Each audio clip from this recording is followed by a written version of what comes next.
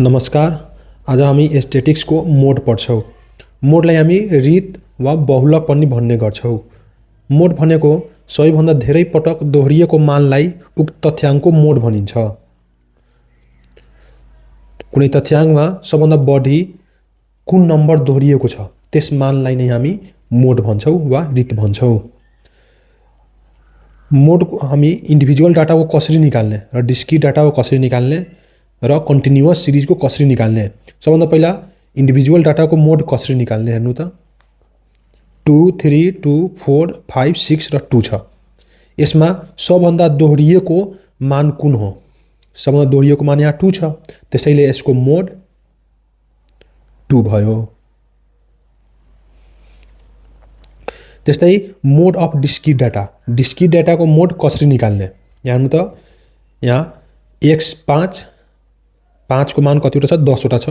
त्यस्तै 6 20 वटा छ, 7 14 वटा छ, 8 12 वटा छ, 9 25 वटा छ र 10 6 वटा छ।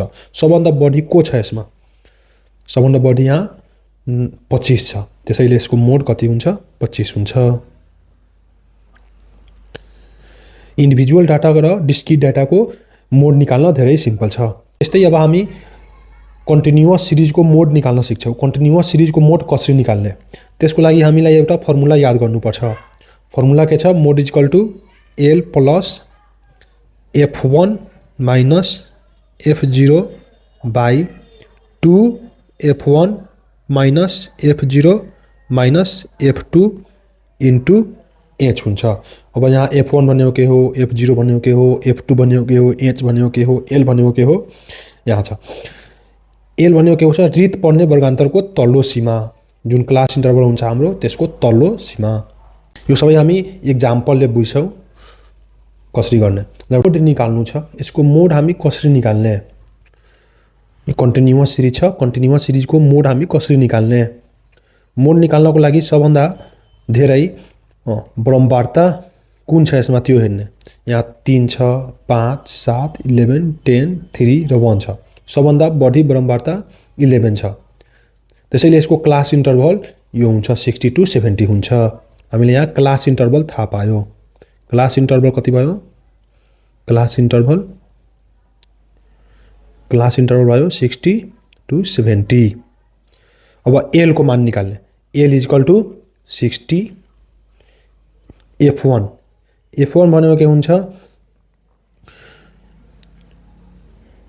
जुन यो क्लास इन्टरभल छ, क्लास इन्टरभलको जुन हाम्रो यो F छ त्यसलाई नै हामी F1 भन्ने। यो भयो 11। त्यस्तै F0 के हुन्छ? यसको पहिलाको, यसको तल्लो जुन F छ त्यो, यो भयो 7। F2 कति हुन्छ? यसको माथिल्लो 10 छ भने 10। H कति हुन्छ? अब डिफरेन्स 60 र 70 को difference 70 minus 60 is equal to 10 भयो। यसरी पहिला हामी सबै निकाल्ने। अब हामी फर्मुला हामीलाई थाहा छ, we know that mode is equal to L plus F1 minus F0 by 2F1 minus F0 minus F2 into H। अब सबैको मान राख्नु त। L को मान 60 plus 11 minus 7 by 2 into 11 minus 7 minus 10 into H को मान भयो 10। अब यो सोल्भ गर्नु। 11 बाट 7 घटाउने 4 हुन्छ र यो सबै घटाएर कति आउँछ? 22 माइनस 7 माइनस 10।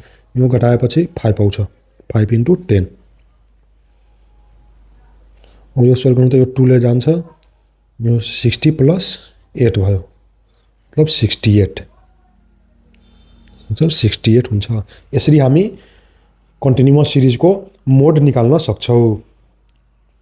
आजको लागि यति नै, धन्यवाद।